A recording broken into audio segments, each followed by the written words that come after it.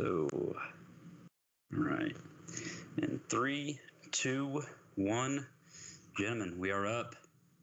So yesterday I tweeted out there in the tweetosphere, if you are drinking ice cold water, is it really ice cold, or would it technically be ice?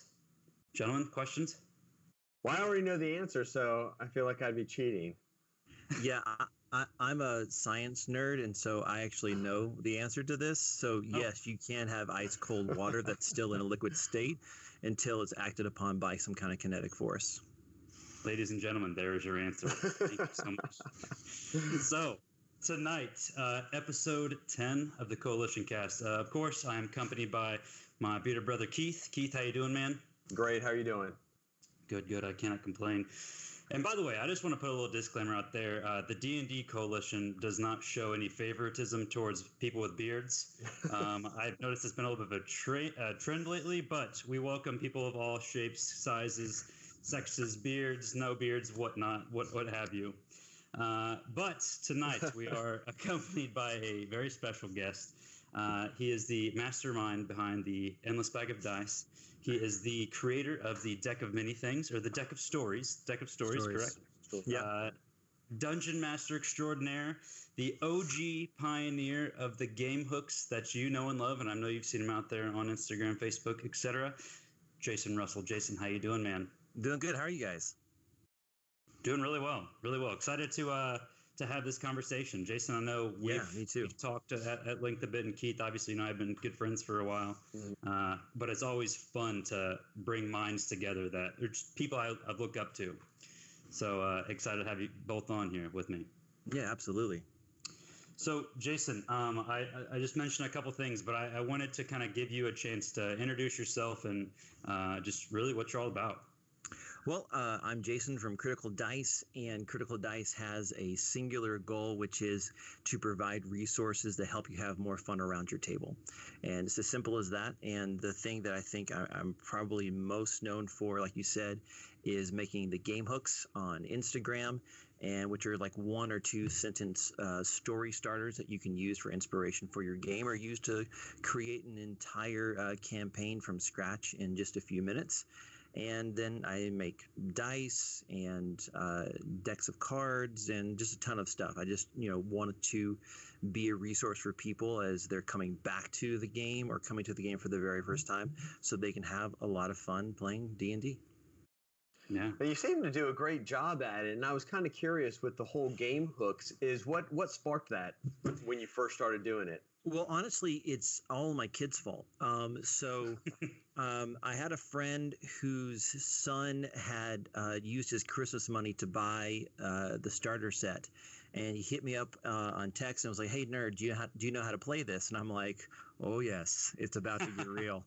And so I was going to go to their house and run it for him and his 2 sons.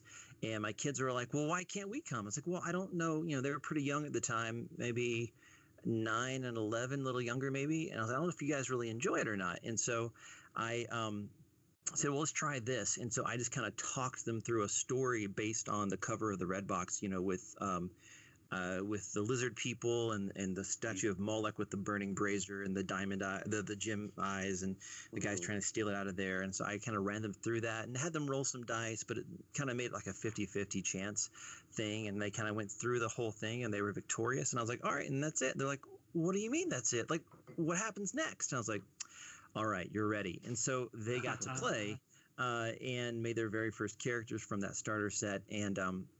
And then they wanted to play like a real-on campaign. And so we made characters and all this. And basically they wanted to play all the time. And I knew that either I would go broke trying to buy official modules and campaigns, or I could just write my own. And so what I started doing was just jotting down little like 1-sentence ideas to jog my memory of the idea that I had. And after a while, I had 20, 25, 30 of those. And I kind of was like, you know what, maybe other people would enjoy this. And so I started putting them almost like just like memes, right? I mean, I even use the NPAC font, which is what you see for, Right. Gershberms, my favorite Burke. and stuff. And so I made some meme kind of things, and I put them on Facebook, and then no one cared. And then it's a different animal. And then my wife was like, you really need to put those on Instagram. And I was like, listen, I'm not a cute girl. I'm not Asian. I don't have cats. No one's going to care that. And I'm like 40 years old. I'm 41 now. I'm like, I should not be on Instagram. She's like, no, you really should. And I was like, all right, I'll do it. And so I put up the first 5, and it quickly started to grow. And I was like, oh, people actually care about this. That's great. And so I kept doing it. And then on Thursday this past week, I hit 400 game hooks. So there's literally hundreds and hundreds of those hooks on Instagram and Facebook. I still kept posting to that, and people seem to really dig them. So I'm just glad I can help. Yeah, I mean, I know for a fact I've followed your page for quite a while now, and you've inspired me with a lot of my content. We've had conversations that have actually helped me build my brand, and so for that I do thank you. Yeah, of course. So this all for you, you said that this whole thing kind of started with a game that you started with your kids, correct? Yeah. And we still play on a regular. In fact, we ended up turning it into a podcast called D&D Junior. And we started recording that after I got a hold of the Beetle and Grimm's Sinister Silver edition of Saltmarsh. Very nice. So we're playing through that and posting somewhat regularly to that feed, and they absolutely love it. We talk about it all the time, and it's helped them as they've grown up and matured. My son's 13 now, and it's I love D&D for a number of reasons, but one of the things I like the most about it is it allows especially kids to practice making moral choices. Right. And a way that's safe and allows them to explore morality and agency and even maturity, and gives them that kind of practice. And so for my kids especially, and other kids I've taught how to play this game, it gives them that chance. And I see the light go on their eyes, and just really love doing those kinds of things. And it helps too, because my daughter is dyslexic and my son is deeply ADHD, and he's noise and dirt with skin on, and in seeing the game help them do those things, my daughter's getting used to reading, getting used to mental math, and my son is learning to slow down long enough to look at my face when I say, like, the shopkeeper is dubious. And he's like, oh, okay, so that face means dubious. I get it now. And making those decisions and those things. And so I love running D&D, but especially for kids. Yeah. And you said something along the lines of how it's safe. And yes, it is a safe space. It's something that's very intimate, close quarters, things like that. Yeah. But it's also, D&D, depending on what type of game you run, obviously with any sort of long-standing campaign, you're going to develop, emotions for your character. Yeah. And it allows you to have the safe space of knowing that nothing's actually going to happen to you physically. But right. Nonetheless, that your actions within the game will have repercussions for your character. And sometimes that's a very real thing. It definitely provides that safety net, but also that there is a consequence. It's not just, oh, okay, well, you did this. So yeah, absolutely. That's awesome. It allows them to take risks and kind of go for broke and see what happens. And yeah, you have to deal with the consequences in game, but you don't have to deal with them in real life. You still have your friends, and you're not arrested because you decided to steal that stuff from the shopkeeper and then kill him and then hide his body in the back room. Exactly. I'd rather him and my daughter make those mistakes in game and not in real life as they get older. So yeah, 100%. Yeah, Jason, I can connect with that because I have a couple of kids myself. Now, one's he's older; he just turned 20, but he plays in the regular campaign. But I have a younger one that's 12 that started playing when he played the first time when he was 11. And yeah, it can teach kids at that age so much, not just the decision making, but problem solving, teamwork, like you said, quick math skills. It really is a very good game for kids to, especially through those ages, to learn a lot of skill sets. Oh yeah, absolutely. It's really bar none when it comes to those things. And and we homeschool our kids, and just the trying to even work in those academic realms into something that's just a hobby and just for fun. It's really, really easy, and you can almost do it by accident. And when you do it intentionally, the dividends that it reaps is just incredible. Yeah, I agree. Jason, I'm drawing a blank on his real life name right now, but your buddy that runs Dungeons and Dragons Club. Yeah, Adam. Adam, that's right. Yeah. I wanted to plug him for a bit, just for anybody listening out there. He has like an after school organization that teaches kids to play D&D, and they build on all of these core qualities that we've just been talking about. But if you haven't ever heard of him before, definitely go check him out. I think his Instagram, I was trying to look it up real quick, but I think his Instagram handle is Dungeons and Dragons Club, right? Yeah, it's Dungeons_Dragons_Club. And his name is Adam, and he's a solid dude. He's a school teacher, and right now he teaches at a private school in Ohio, and he just started at that new school, and it was already just like a ton of students who wanted to be a part of it. And then he's also on the weekends, he's teaching adults how to play, and even started just doing a class where he's teaching adults how to be DMs. And so he's kind of in many ways securing the future of the hobby and helping really open that door as wide as possible to bring more and more people in to this crazy little game that we all love. Yeah.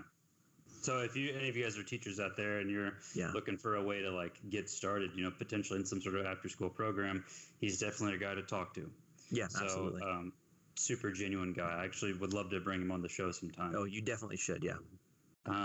So how did you take this game with your kids to what Critical Dice is now? I mean, it's safe to say you've built a small empire for yourself. Well, small in the scope of things, but rather large within the D&D community. I was explaining to my girlfriend who you were, and she's like, I actually recognize that name. I was like, yeah, I think he's one of the bigger Dungeons & Dragons pages like on the internet. Yeah. So how did this all evolve? It's kind of crazy because like I recognize that it's nuts. Like there's 45,000 people that follow my Instagram page, and a couple of thousand on Twitter, and a few hundred on Facebook, and then podcast and YouTube as well. And I recognize that it's a thing, but at the same time, I'm never like, patting myself on the back, because I tell people about my account and then they're like, whoa. I'm like, yeah, no, I'm freaked out too. I think it's ridiculous as well. Because, I don't think I deserve any of this. I'm just glad that people like the things that I make. And really what it is like I said, is about providing resources for people to have more fun. And I just want people to know, like, and trust me. And so they need to know who I am. They need to like the things that I make, and then trust me that I'm not going to steer them wrong or try to go for quick or easy cash grabs or anything as crass as that. And so, honestly, I don't know how this became its own kind of thing, because if you look, you're right. Like, unless there's somebody who's on like Critical Role or another big stream like Dice Camera Action or Acquisitions Incorporated or something, there's not anyone who has quite as many followers as I do, and it feels so gross to say that, but revel in it. Yeah, no, that I can't. But that's the thing, is that what I'm so amazed by is not the numbers, but the fact that it's become a community. And, social media is meant to make communities, but Instagram is weird because Instagram really isn't meant for building communities. It's meant for showing off your avocado toast. That's what they designed it for, whether they realized it or not. Yeah, or your cats, right? Or, your dressing room selfies all. So you might delete later. Yeah. Feeling cute, might delete later. Yeah. Might roll a crit, delete later. But I should make that post. Okay, so it really has turned into a community on Instagram, where all these people will they'll message me and ask, hey, I've got this game coming up this weekend, thinking about this and this, what do you think? And I'm like, yeah, maybe try to add this or this. And they're like, great. And so it really has become this great community of people who love Dungeons and Dragons and other tabletop RPGs like it, and I'm just glad to be there for them. And so I think because I post every single day during the week, and sometimes multiple times a day, and that I'm always responsive to messages. I think out of the thousands of messages that I've gotten, I have responded to almost every single one of them. And the fact that, as one person said, I have a savage update schedule, which makes me feel good. that I'm just kind of a presence, and I'm always just there, and I really am there for the community. And I mean, I've been playing D&D since 1989 in middle school because I'm really, really old. And so I'm not new to this, but I'm just so glad at the wellspring of interest and of people who love this game. And so I'm just glad to be part of this and to help people out. Yeah. And that is actually like one of the biggest reasons why I think the Dungeons and Dragons, number one, why Dungeons and Dragons is the best game in the world, but why it's also the best community in the world is because, so let's take World of Warcraft, for example. Yeah. You play World of Warcraft and you have a question for, you know, whether it's a famous streamer that you followed for a long time that you really enjoy, or you just have a question for, you know, some of the developers, things like that. I think D&D, or even, you know, that's WoW. You pick a video game, you know, an Xbox game or whatever. It is very rare that you will ever get the chance to interact with people that are involved with that game. You know, with D&D, it's kind of this weird community where we have a lot of these big accounts like yourself, you know, like Keith with Fire and Dice, and people that you do respect, that you know, trust, and respect. But the D&D community, it's unique in the sense that if I've got a question for you, you're going to respond back. Just like you said, you respond back to the thousands messages. And I think some people kind of get stuck in the starstruck that you can talk to these people in the community. And in fact, they are your greatest resources. If you want to make a D&D page where you're connecting with people and collaborating on things, then do it. You know, just reach out to the people, spread your net out wide as you can, and just make those connections, cultivate those relationships. And I think this community is maybe one of the only communities that you can really do that in. Oh, yeah, for sure. I mean, you can even go on Twitter, where a lot of that community lives, and it's slowly coming into Instagram too, but where you can ask a question to Chris Perkins or to Jeremy Crawford, and they'll answer. And they're the lead story and rules designer for the game. And that's just absolutely phenomenal. Like that, there's, like you said, there's hardly a place where you could do something like that. And I love that there's that availability and that camaraderie that everyone kind of feels with this game. And it's so interesting because, like you said, like World of Warcraft, it's a shared world and a shared experience where literally you're all on the same server, and everything you do for different, you know, raids and events and all this kind of stuff. Yeah, it's massively multiplayer, right? So you would think that it would lead to more collaboration, but it really doesn't. But then you have something like D&D, and we're all traipsing around the Forgotten Realms or Eberron or in Dark Sun or whatever. And even though our games don't overlap, but yet there's this huge community, and everyone is together and loves this game, and will work together to create great experiences and stories for their players. And so it's this weird dichotomy, and it's just phenomenal. I can't really explain it, but it's so cool. Yeah, couldn't agree with you more, man. So I kind of wanted to backtrack a little bit. So with, you know, taking the game with your kids to, you know, with Critical Dice, what it is now, I believe you've mentioned in a previous conversation we had that you really started with the Critical Die. The dice with a no on it, right? Yeah. So the kind of the best known dice that I have on my store is what I call the signature set, or the Critical Dice set. And what it is it's a set of dice, and on the D20, instead of a 1, it just says no with period. And so it's like, you know, all right, roll to make your dex save for the fireball. You're like, what'd you get? No, I just no, it's fine.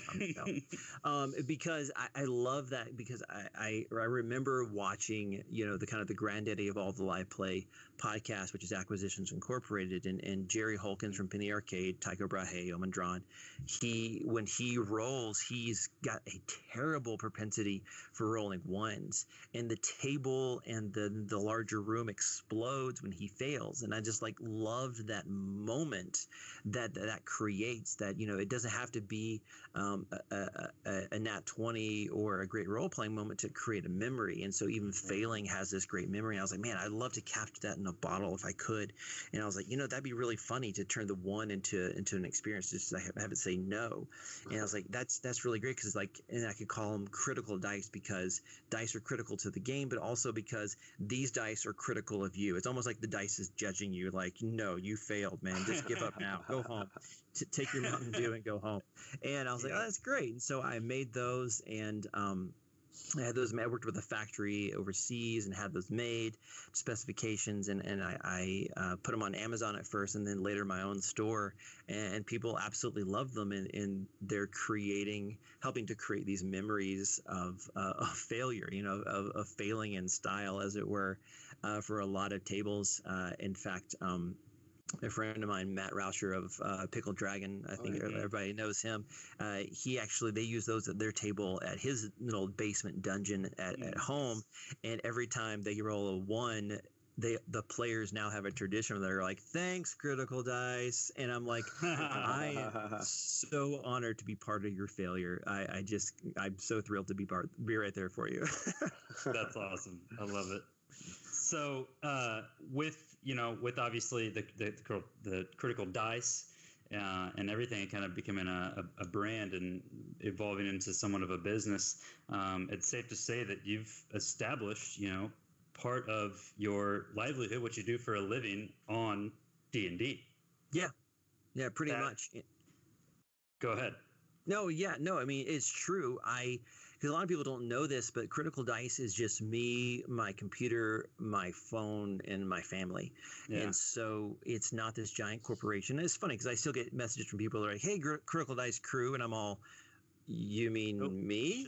They're like messages like, hey, can someone from the marketing department contact me? I'd like to do a promotion. I'm like, yes, I can contact them. Yes, Jason. Yes, Jason. It's just me, and all of my stock is sitting in my closet in my bedroom. It is nothing, fantastical. It's just kind of me, but I'm glad that it's not just a business. It's not just, hey, why don't you subscribe to my dice subscription service, the Endless Bag of Dice, and I'll make money from you guys, and then I can just hang out all day. It's like, no, I still work a more than full-time job. Yeah. And this is just something I do on the side as a labor of love. And it's certainly grown over the years. And one day it'd be, certainly fun if that was my full-time job. I mean, that'd be amazing. But at the same time, I'm like, no, I provide a lot of different kinds of resources, and some of them are free, like the game hooks and other things, and some of them aren't, and that's okay too. And if you want to put down a couple of bucks for some dice, great. And if you want to just send a message or a like or a share or a save on a post that I do, then great. I'm glad for that too. So yeah. It's kind of a long play, and I'm happy to enjoy the journey and the ride of getting there. You should, man. You should. So outside of obviously, the norms, things like building a website, getting on social media, creating content, what are the steps? What are the 3 steps that you would give as a piece of advice to somebody that's wanting to take their tabletop passion, say, to monetization, making a business out of it, or making some sort of side hustle, if you will? What are the 3 steps that you would take for that? Man, they got to put me on the spot. Yeah, it looks like I know what I'm doing, doesn't it? Okay. The 3 steps, I think, is number 1, you have to be consistent. And so if you're going to be posting content, you have to do it on whatever schedule you determine is feasible. And so if you can make steak 3 times a week, then make steak 3 times a week. But if you can do it 5 times a week, then great. Or if you're doing something like you're building terrain or painting custom minis, then and you can only do it once a week, then do it once a week. But then stick to that. I kind of have an unspoken covenant, as it were, with the people who follow me that I'm going to put up a game hook every single day, and typically it's before 10 a.m. my time, and very rarely have I not put it up before that time period. I've only missed a post once when my computer died, and I still put up a post, but it just didn't look the right way. And then later, the next day, when I fixed my computer and bought a new one, I put up the fixed post, and so you have to be consistent. And then also too, yeah, well, I try. And then the other thing is you have to have it be quality. It's easy for some people, I think, to just throw up anything they can think about, or they just repost a bunch of memes and funny things and whatever's in the zeitgeist of social media for D&D at the time. And that's fine. That's great. But people aren't going to know you for anything other than just a place where they can stop in for the lulz, So you want to make quality content, because you can be consistent all day long. But if you aren't making great stuff that's of value of people, then why are people going to care? Why are they even going to stop in and look? And so you have to be making something that actually has value to people and be consistent in giving that. And then for the third step, I'm trying to think what the third step might be. For me, I try to make it for everybody. So it's being consistent, it's being quality, and it is being open, I guess.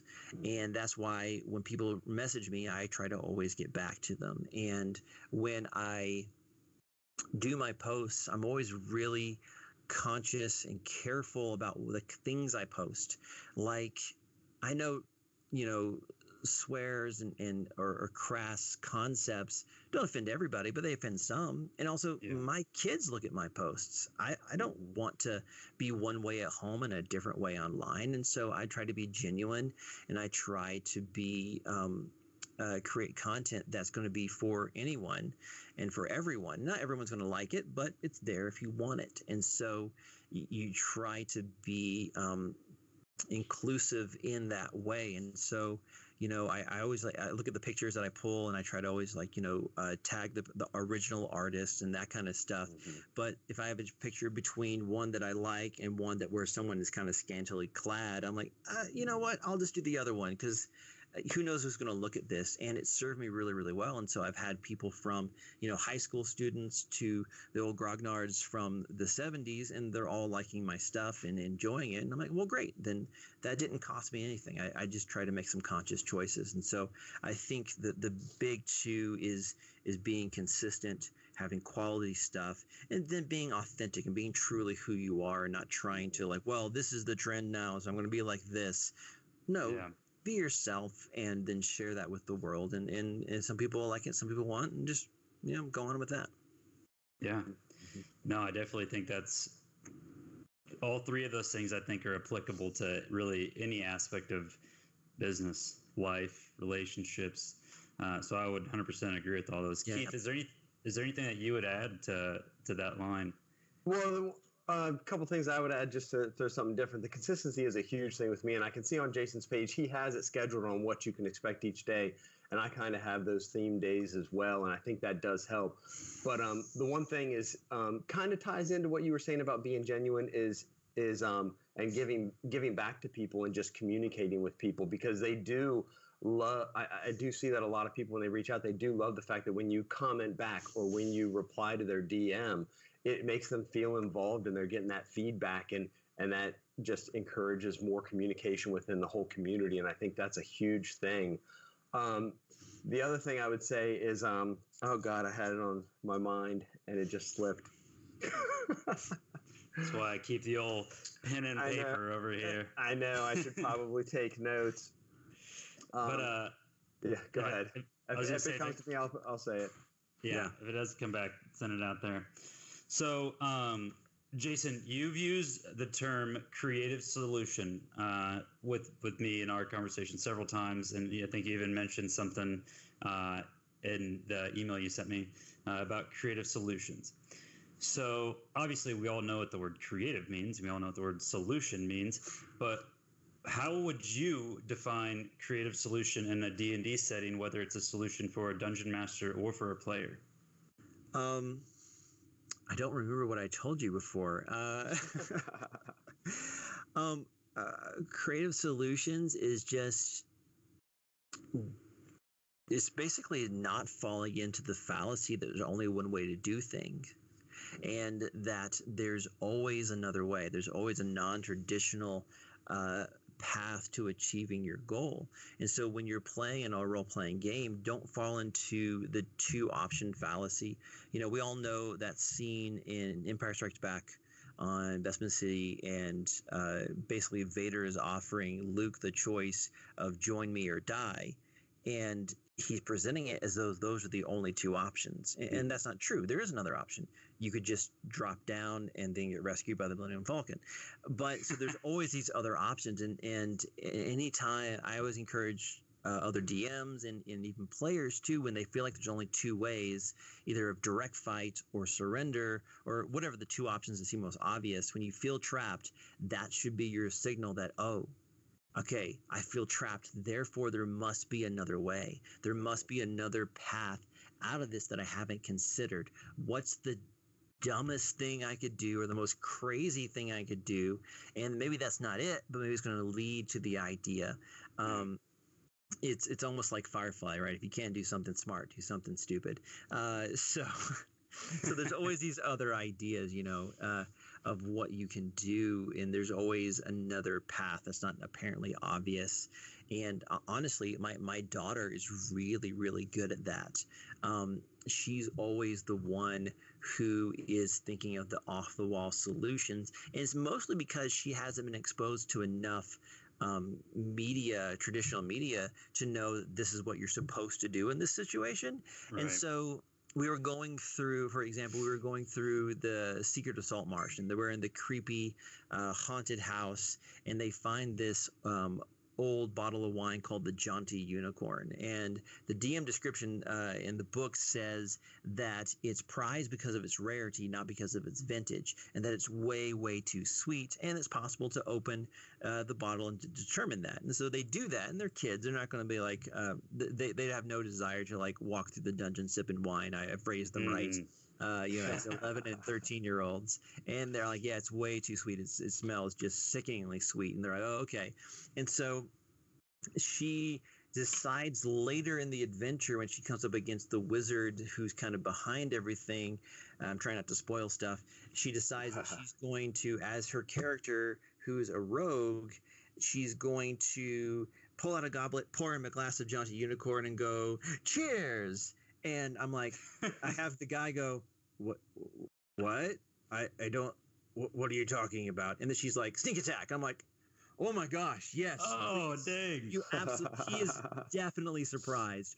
Yeah. Go for it, And then another time she decides, she finds this little, her character doesn't speak Goblin, but she's up against some hobgoblins, and she sees this little page she finds that has like 6 or 7 phrases in Goblin, and in character she cobbles together from this limited vocabulary the ability to convince the Goblin that if he goes over there, aka leaves, he will give her she will give him Spacky, which is Goblin for gold.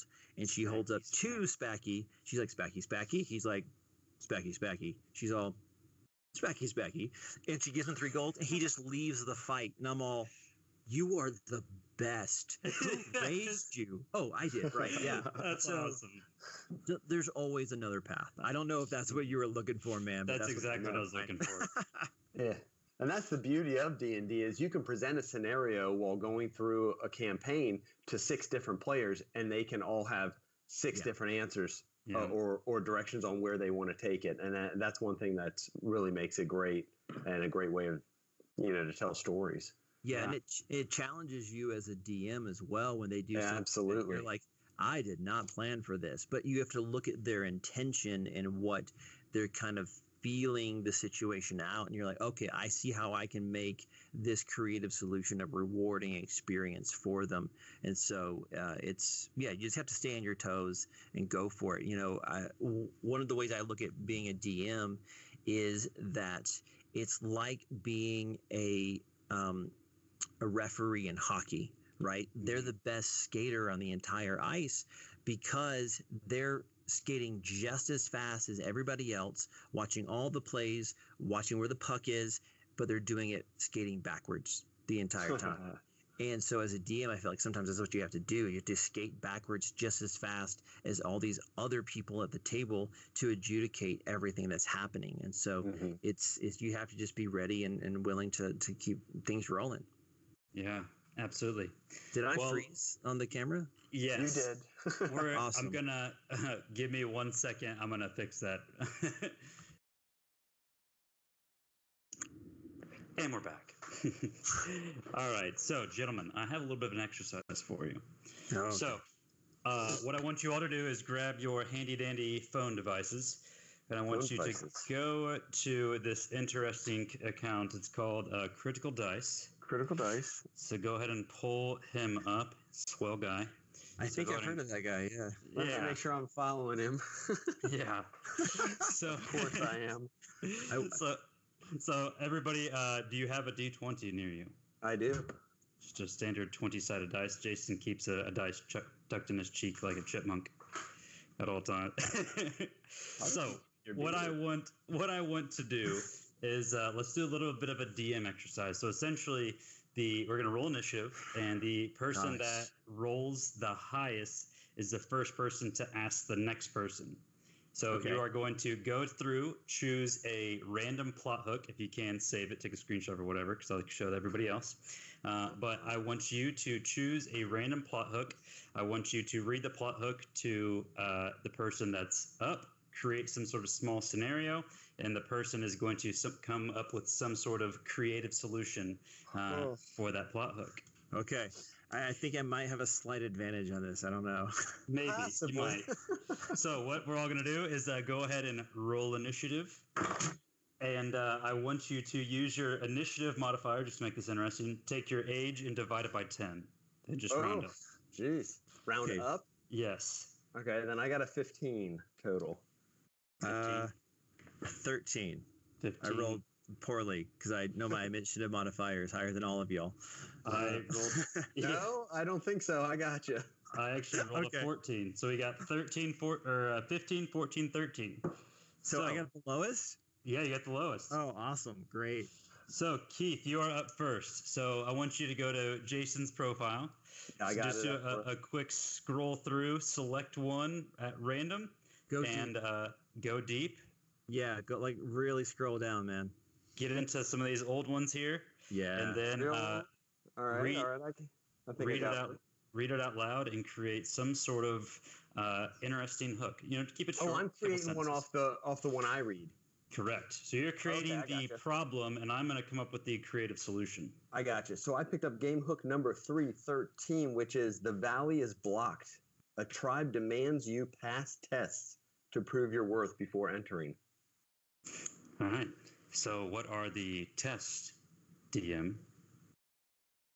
Oh, I have to tell you what the tests are. One would be Well, we don't know what kind of tribe they are, so I'm going to say one would be a typical test of strength where you have to actually wrestle their biggest, strongest champion in the tribe. Okay. The second test would be a test of accuracy with a bow. Okay. And the third test would be a test of hand-eye coordination with the cups, hiding a stone in 3 cups. Okay. Got it. So, for this scenario, I'm going to be a gnome druid. Okay. So, for the feat of strength, what I'm going to do at first is I'm going to create some hallucinatory terrain that's tall enough for me to hide in. And then I am going to hide in the terrain. And when the time is right, I'm going to cast some sort of spell to incapacitate the big scary guy, and then walk up and coup de grace him. Very nice. So the second one is the arrow one. Accuracy with a bow. Okay. So upon seeing, I'm not the dex type of druid. I'm going to be like the smarter, more adept with spells and stuff like that. So for that, knowing that I have a far chance of number one, probably even pulling back a bow, but number two, hitting it well, I'm going to use the spell Melt's Acid Arrow and just disintegrate all of the targets, so then that way nobody wins. And then make them come up with a new challenge. But for the sake of this. Then the third one, what was the third one?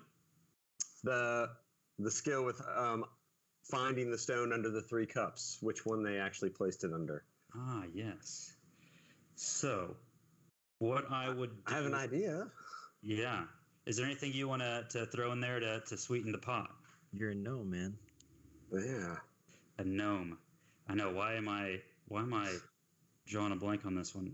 Some sort of sleight of hand feat, if you will. Well, they're tricksters, right? Yeah, they are tricksters, I believe. Is there there's like some sort of like mind cunning thing that they have, right? Well, they typically have as a racial ability minor illusion. Minor illusion. Okay, I was gonna go along those lines, anyways. Yeah. So what I will do is I will use Druidcraft to distract the person that is doing that is presenting the skill to me, and do some sort of distraction off into the distance, and then when everybody looks away, I'm going to lift up 2 cups to see if it is in one of them or if it's in none of them, which means that it would for sure be in the middle one. And then I will use some sort of like deception skill to make them think that I can see through the cups and find the right one. All right, I need you to roll for a 20 for that sleight of hand there. All right, let's see here. 15. My dex isn't that great, so all right, we'll go with a solid 15. We'd give it to you. You just snuck it in. Perfect. All right, so Jason, I'm going to do the same thing Keith just did, and I'm going to ask you. So right. we're going down. We're going back here. Why am I so nervous about this? I know. He's putting pressure on us here. Okay. All right. Here we go. So game hook number 294. Ooh. The volcano near town has belched black smoke for years. Today, the smoke is pink. So, it may be a freak occurrence. It may be, who knows, a coincidence. But also, at the same point in time, there was a pink gem that was found deep within the mines. The pink gem gets brought back into the center of town, and everything stemming from that pink gem, is turning to pink ash.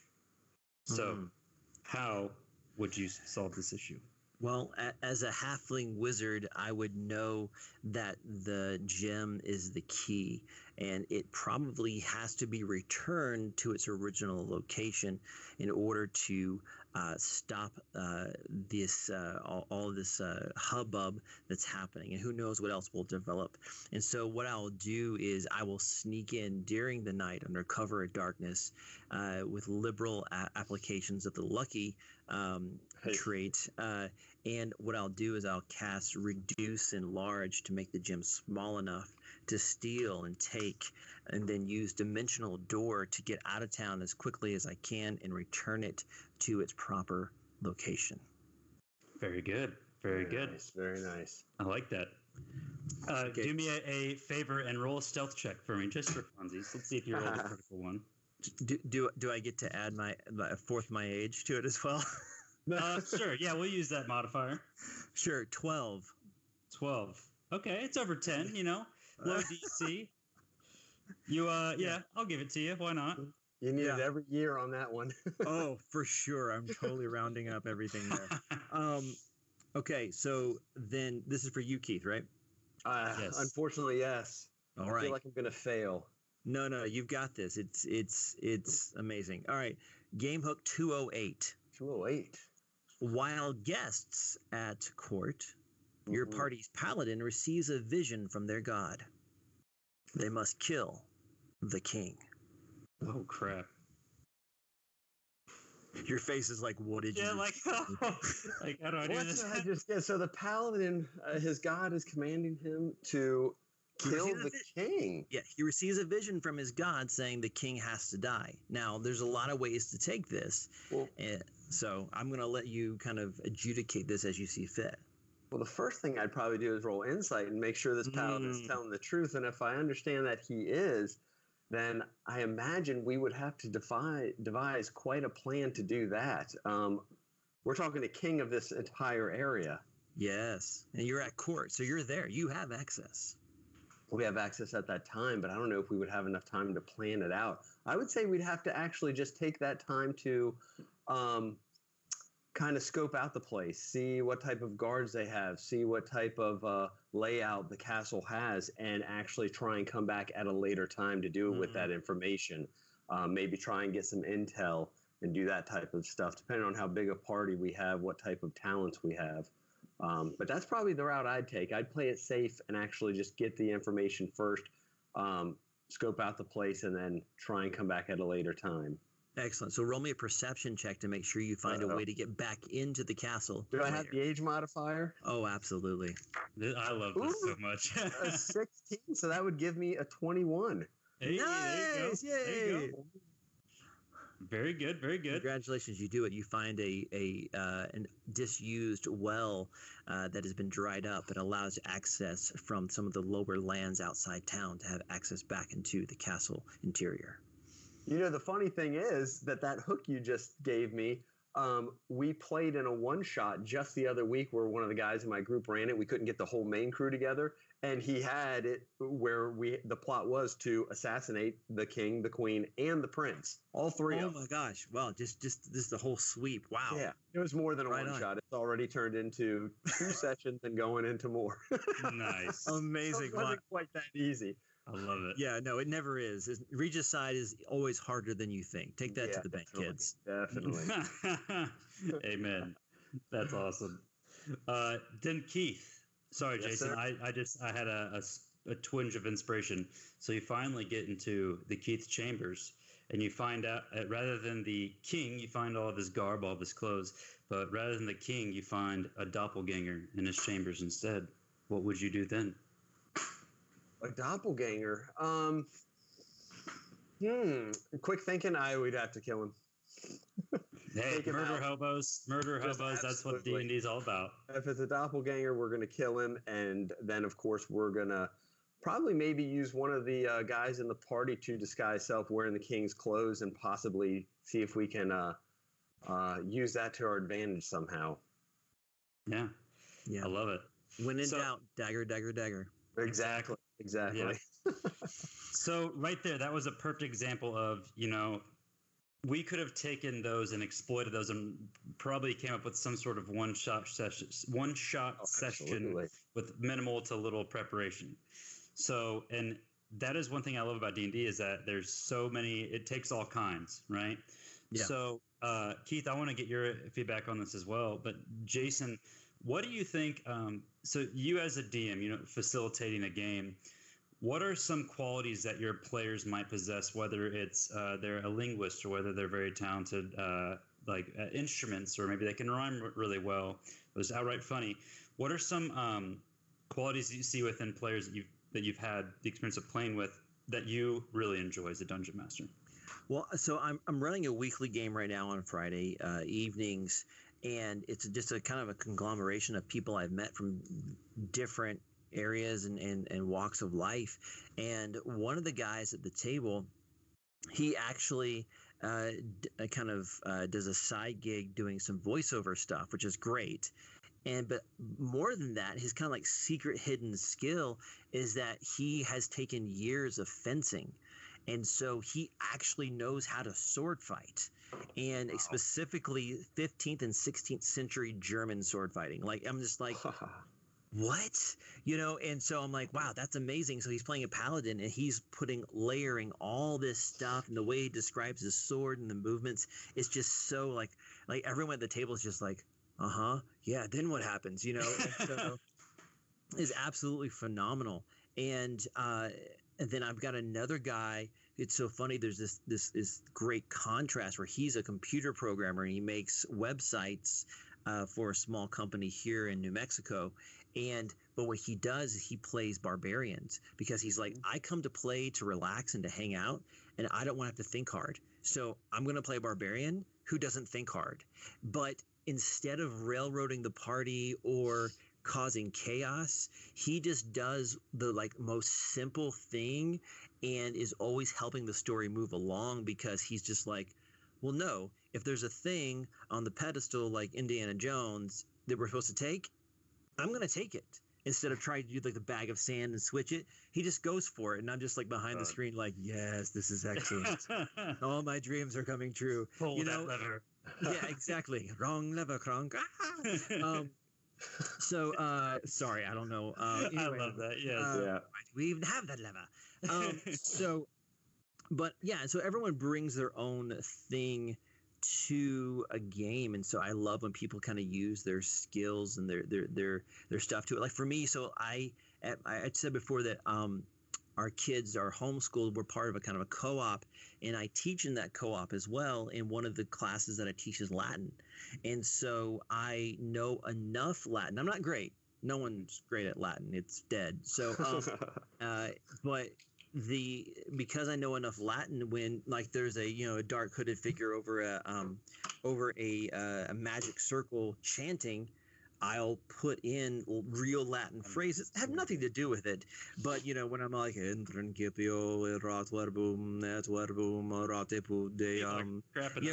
yeah, exactly. They're like, that's amazing, and I'm like, it's just the Gospel of John, chapter 1. It's not a big deal, but they're like, yeah, this guy is seriously an evil dude. I'm like, kind of, yeah. Yeah, great. So everyone brings in something from their background, and so it's a lot of fun that way. That's awesome. Keith, what are some experiences you've had like that? Well, kind of along the same lines as everyone does bring their own flavor to the game. I don't think I have any two players that are identical. We have one guy, Tony, which you met, who he's kind of brings that calming effect to everybody. He's kind of the most rational one, and he kind of keeps the party intact. We have Josh, of course, who's a very passionate role player, extremely passionate. I mean, you've seen that a little bit, and he sticks with character so well. He just doesn't break it at all, and I love that. And my brother, on the other hand, is also a very passionate player, almost to a fault. But it's very good because I love people being that passionate at the table and always wanting to put everything they have into it. We just have a good group of guys. Another guy, Jackson, he's kind of he plays kind of like the, I don't know, loose cannon kind of, but in a good way. Like it's not in a bad way. He's just all over the place. He's kind of it's very random what he does. But it's a lot of fun when you have that good group of players that all bring their own separate talents to the table and different personalities.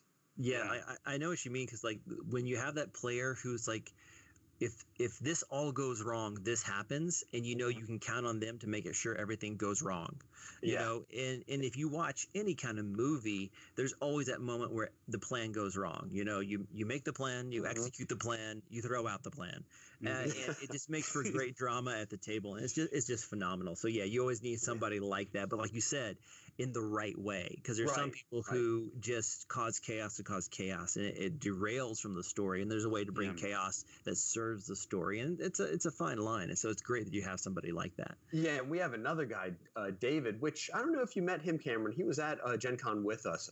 He didn't play with us though, but he watched a little bit. I remember David. He's the one that there's a reason why he does everything, but he doesn't share it with the party.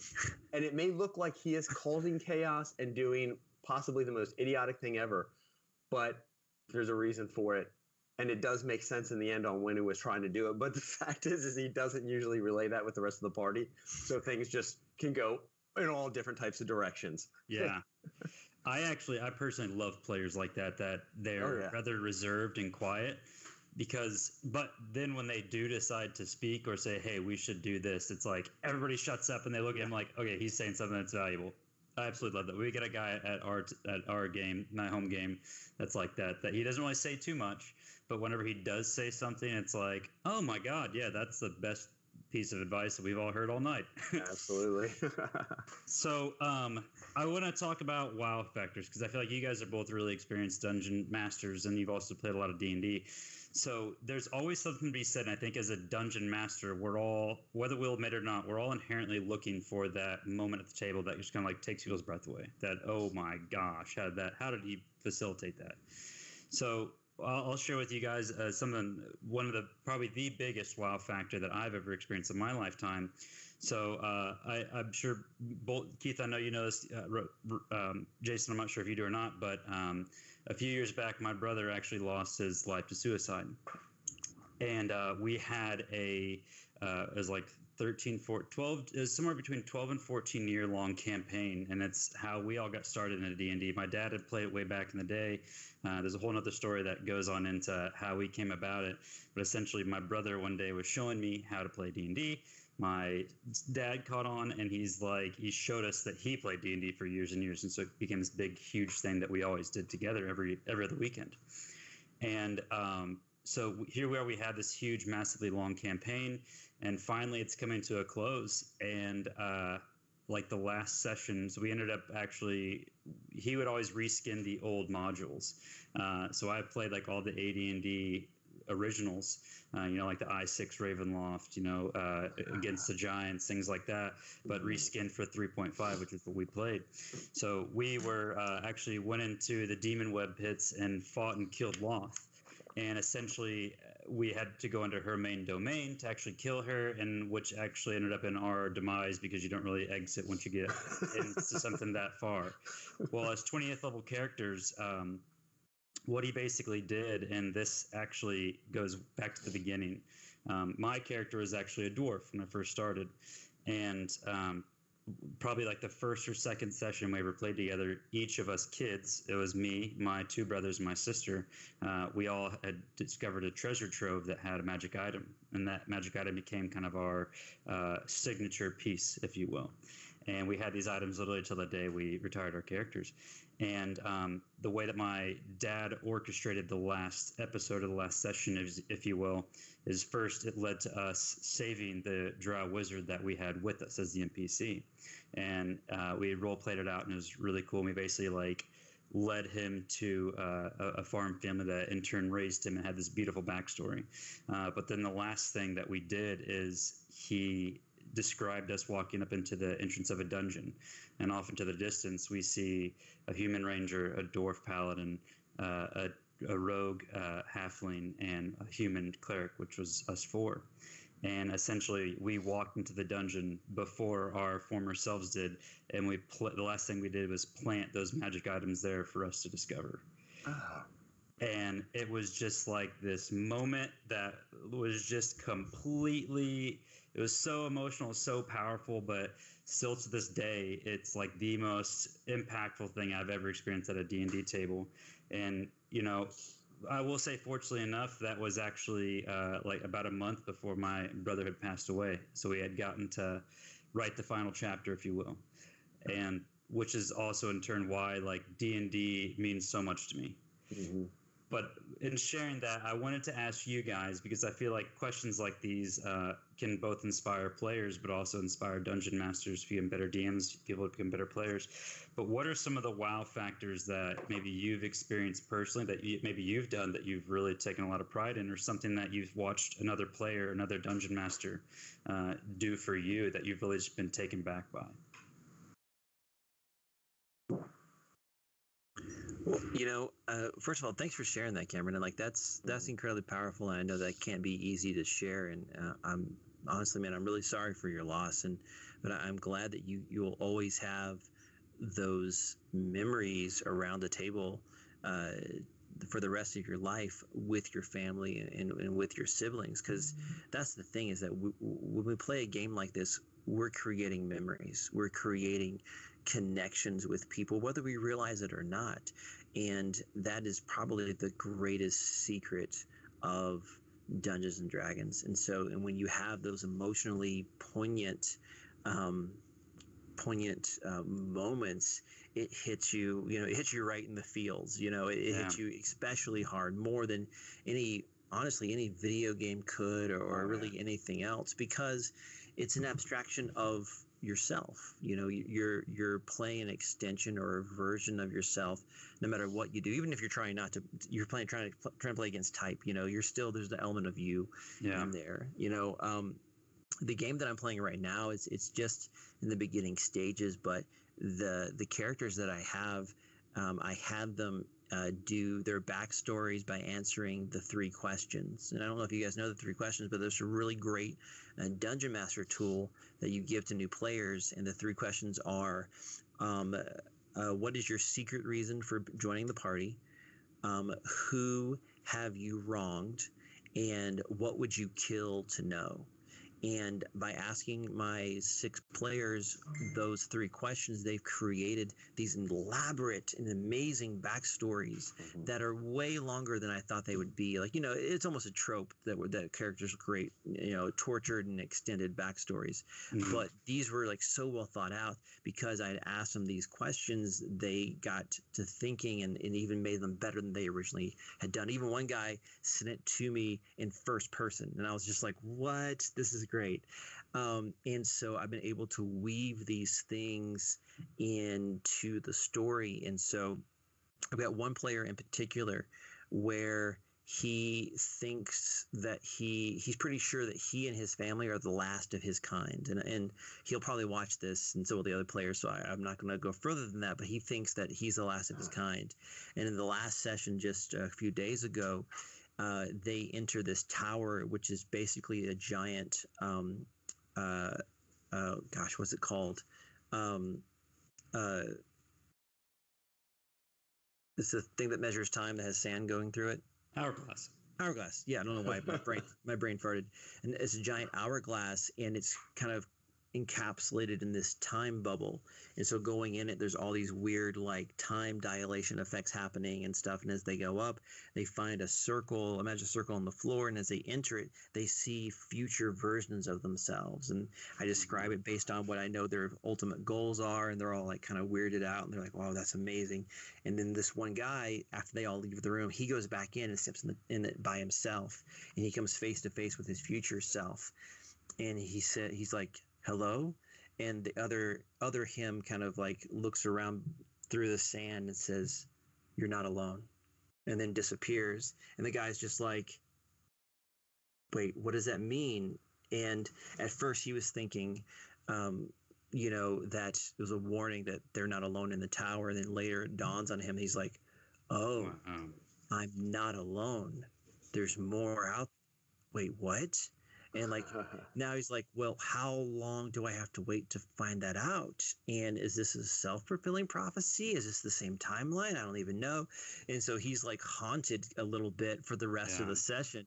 And it was just, and I hadn't planned on it, but I knew what he was kind of going for as he goes in there. And I'm like, well, I know your backstory and even some things that the rest of the players don't know. And so I'm going to use that backstory against you / for you in doing all those things. So yeah, that's what comes to my mind right now. That's awesome. I love that. Yeah. Keith, what about you? Well, wow factor. I mean, the biggest one for me probably, and it's more personal for me, kind of like your story. But it's really just the fact that last year, because I've been playing this game for 35 plus years, and it came full circle when last year, I think it was in March, I actually got to sit down at the table to start a one shot that turned into the main campaign. And sitting at the table was my brother, who got me into D&D, and both of my sons. And it was just that kind of that I had that nervous excitement of starting the story right there with all 3 of them in it with me. That was probably the biggest kind of not actual in-game moment, but just biggest D&D moment for me, is having that come full circle, all of us sitting at the same table and sharing that. Because, when you share the game with family and close friends, it really is something special. Yeah. Yeah, it definitely is. And, and sometimes I feel like you can deal with, I don't want to say past trauma, but, some things that you might have left unsaid that should have maybe been talked about. Yeah. Sometimes in a weird way, you can uncover some of those things, So I definitely agree with you there. Well, fellas, I wanted to, we still got our signature questions for you, Jason. We got you frozen up, so I'm going to take a quick pause once again and get you back on the screen here. So give me just a minute here. You're all good. Trying to keep it rolling still. All right, so we are back. All right.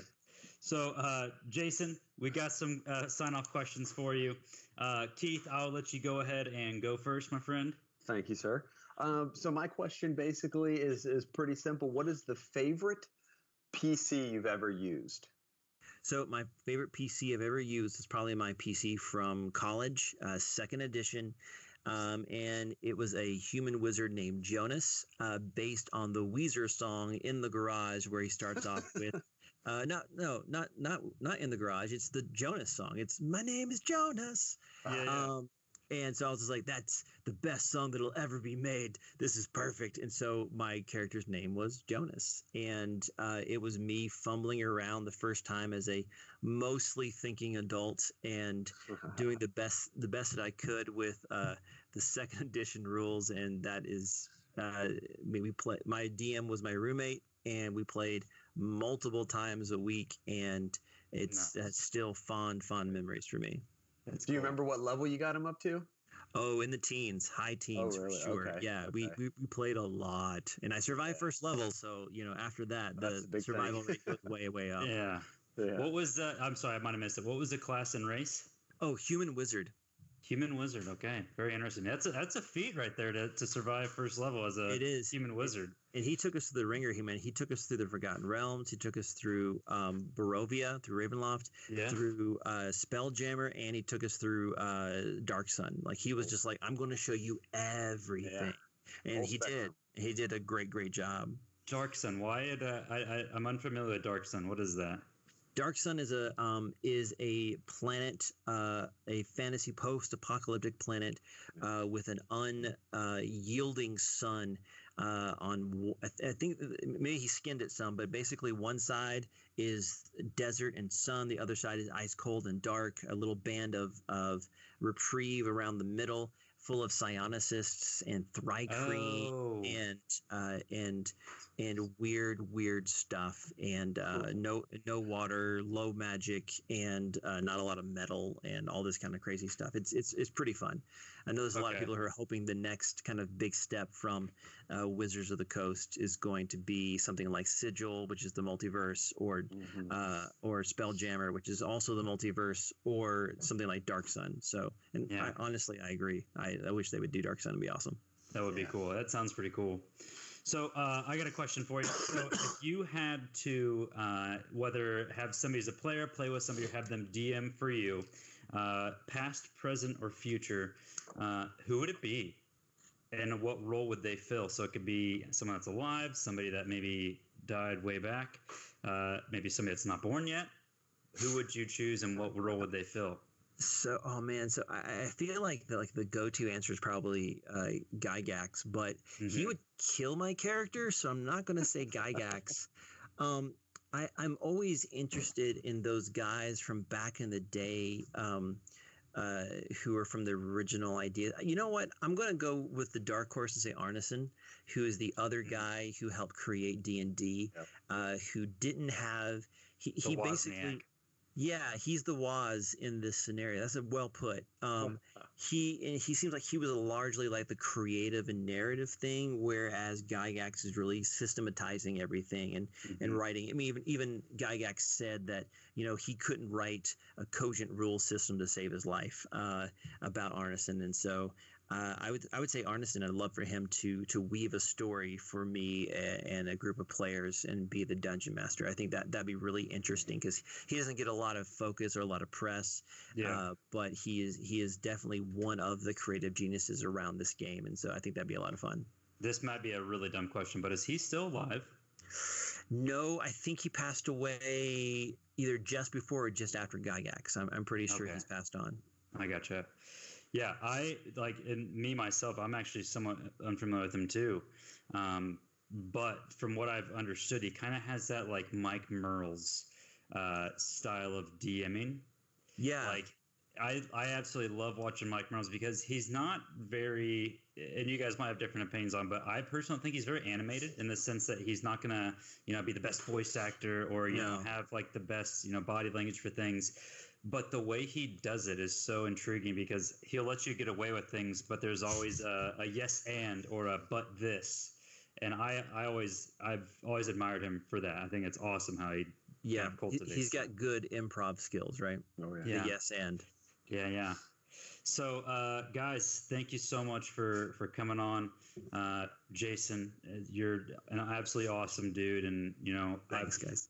I really enjoy the time I've gotten to spend talking with you, and obviously Keith, my dude. It's been a great ride. You're a close dear friend of mine, and I appreciate you doing this with me as well. Absolutely, of course. So where can we, Keith, where can we find you at, my friend? Myself, you can find me on Instagram at fire.and.dice, and then on YouTube at Fire and Dice as well. And then, of course, as your co-host here on D&D Coalition. And Jason, what about you, man? What platforms can we find you on, and what are, if you're going to any cons in the near future, where can we expect to see you? Yeah, so of course you can find me on Instagram at Critical Dice, and then on Twitter at Critical_Dice, because a defunct ska band has Critical Dice. And then of course Critical Dice on YouTube as well. You can find my podcast I do with my kids, D&D Junior on iTunes and on Google Play. And Junior is all spelled out, I think. And then, of course, I'm also going to a con here in November called Mace in Charlotte, North Carolina, which is a good mid-range con. Lots of gaming, lots of tabletop, both D&D and Pathfinder. They showcase new games as well, and it's one of the it's pretty inexpensive to go. The guys who do it, Ron and Jeff, do it as a labor of love, and they kind of basically just do it to break even and provide this amazing experience from people. And I'm originally from the upstate of South Carolina, so it's always nice to kind of go back to my roots and go to some of these smaller cons. And so that's, I think, in the second weekend in November in Charlotte, North Carolina, and just look up Mace, M-A-C-E, and you can find that and come by and say hi and get a limited edition commemorative high five. Yeah, and I think Brian, the bearded vlog nerd, is also going to be at that one too. Yeah, Is Brian. he really? So, yeah, that's how I met Brian. Actually, he followed me on Instagram, and I was like, "Hey guys, I'm going to Mace," and 99.9% of my people said, "Where?" And then Brian was like, "Dude, I live in Charlotte," and I'm like, "Well, dude, come by." And so he came by, and we embraced as brothers and hung out. And I've gotten to come visit him a couple of times. And so yeah, he's an absolute rad dude. So if you want a 2-for-1 deal, come by and you can probably see both of us. Yeah, that's awesome. Well, and I am Cameron, D&D Coalition. I Instagram. Facebook, I always say I pretend to be on Twitter. I really do make a hard effort to do more on Twitter. I saw you on there the other day, yeah. Yeah, and like I did the tweet thing, with the water question, which thank you, Jason, for answering that. Of course. But I'm trying my hardest. But I'm finally getting the YouTube and the Twitch channel cleaned up a little bit, make it look a bit more professional, easier to navigate for you guys. So I do hope you enjoy that. But nonetheless, thank you for joining us, Jason and Keith, my friends. Thank you, guys. I hope you have a wonderful night. Yeah, thank you, Jason. Appreciate it. Thanks, guys. Anytime. All right, take care.